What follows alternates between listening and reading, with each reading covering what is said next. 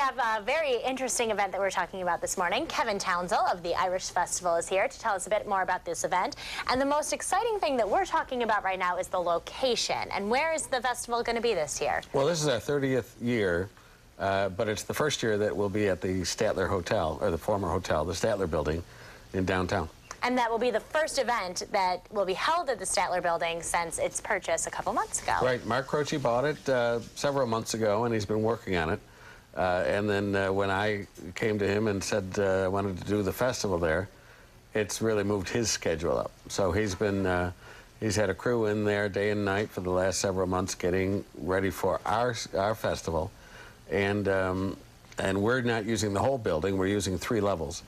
But he wants to get that part done so that he can book banquets and weddings, and so we're taking over, getting it started this weekend.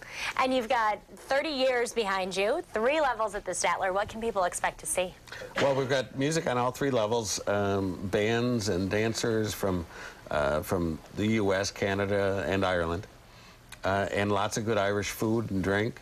And then every year we bring in vendors from all over the country that tour and sell Irish goods and crafts, and so it's kind of it's a great time to do some shopping too.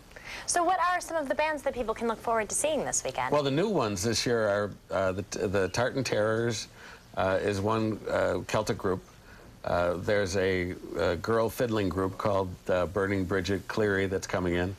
And local Pat Shea has never played the festival, so we're kind of excited about having him come in for the first time. It sounds great. And in the past, you've held this event outside of the city. Why did you decide to move it back in? Right. We started in Lancaster, and then we came to the festival grounds at the pier out in the Outer Harbor for several years. That is no longer there, so we went to Hamburg, to the fairgrounds for 5 years. Which was great, but it was Hamburg, it wasn't Buffalo. So a lot of people were kind of put off about the 20-mile drive. So we really wanted to get back to town. We talked to the canal side people to get out right on the water's edge, and that didn't work out this year, but maybe next. And you brought it back into the city, and a lot of people living in the suburbs may be worried about coming downtown, finding a place to park. What's great this year?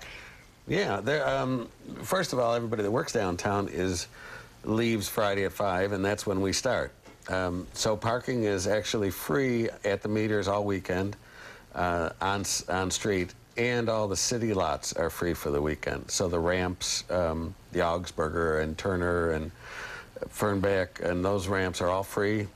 And some of the surface lots have a $5 charge. So it's cheap or free to park down there, and there's thousands of spots, easy to get to. Great. Kevin, thank you so much. Quickly, where can people go for more information?